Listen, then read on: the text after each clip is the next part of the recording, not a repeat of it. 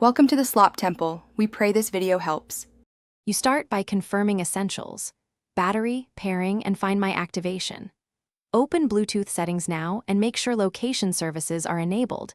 This lets Find My record last known positions. While you've got them, add a visual identifier like a colored sticker or case so you spot them fast.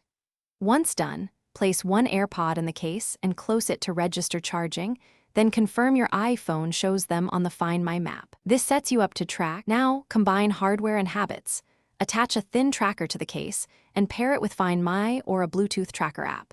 Make a habit of returning the case to one dedicated spot every time. Muscle memory beats panic. Use Find My's play sound when you suspect they are nearby, and enable Notify when found so your phone alerts you if someone else's device detects them. These layered steps reduce chances of misplacement and speed recovery when you err. Finish by performing quick checks and fixes.